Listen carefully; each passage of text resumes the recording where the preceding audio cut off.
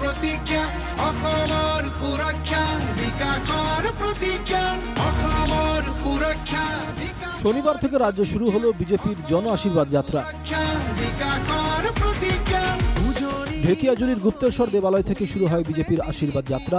এতে অংশ নেন মুখ্যমন্ত্রী ডক্টর হিমন্ত বিশ্ব শর্মা সহ শীর্ষ বিজেপি নেতারা।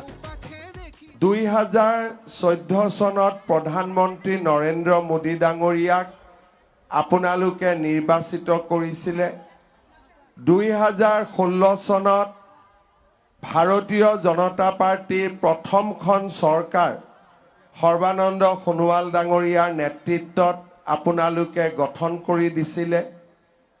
2021 চনত পুনৰবাৰ আপোনালোকে বিজেপি চৰকাৰ গঠন কৰিছিলে আৰু এই গোটেই সময়ছোৱাত যিমান সম্ভৱ হয় আমি অসমৰ ৰাইজৰ বাবে কাম কৰাৰ বাবে প্ৰচেষ্টা কৰিছিলোঁ আৰু আজি অসমৰ পৰিৱৰ্তিত যি পৰিৱেশ বিকাশৰ যি প্ৰতিচ্ছবি সি প্ৰমাণ কৰে যে যোৱা 10টা বছৰত আমি অসমৰ ৰাইজক হিয়া উজাৰি সেৱা কৰাৰ প্ৰচেষ্টা কৰিছিলোঁ।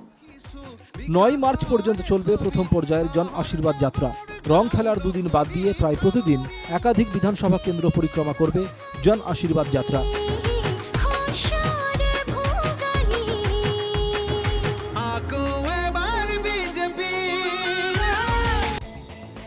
একদিকে বিজেপির জন আশীর্বাদ যাত্রা তো অন্যদিকে কংগ্রেসের পরিবর্তন যাত্রা। শনিবার ডিমোও পৌঁছল কংগ্রেসের পরিবর্তন যাত্রা, নেতৃত্বে এপিসিসি সভাপতি গৌরব গগৈ। এছাড়াও পরিবর্তন যাত্রায় ছিলেন সাংসদ প্রদ্যুৎ বরদলৈ, বিরোধী দলনেতা দেবব্রত শইকীয়া প্রমুখ। পরিবর্তন যাত্রা ঘিরে ডিমো কংগ্রেসে দেখা গেল ব্যাপক উৎসাহ। সময় পৰিৱৰ্তনৰ যাত্ৰা আজি ডিমৌ অঞ্চলত ভৰি দিছে আৰু ৰাইজে যিদৰে আমাৰ যাত্ৰাক স্বাগতম জনাইছে সেইটোৱে প্ৰমাণ যে আগন্তুক দিনত কংগ্ৰেছৰ নেতৃত্ব চৰকাৰ অহাটো নিশ্চিত আৰু আহিয়ে আমাৰ প্ৰথম উদ্দেশ্যটো হ'ব যে আমি জুবিন দাক ন্যায় দিব লাগিব। আজিৰ তাৰিখত জুবিন দাৰ সম্পৰ্কত যি তৎপৰতা এখন চৰকাৰ, যি শ্ৰদ্ধা এখন চৰকাৰে আগবঢ়াব লাগিছিল তেওঁলোকে কৰা নাই।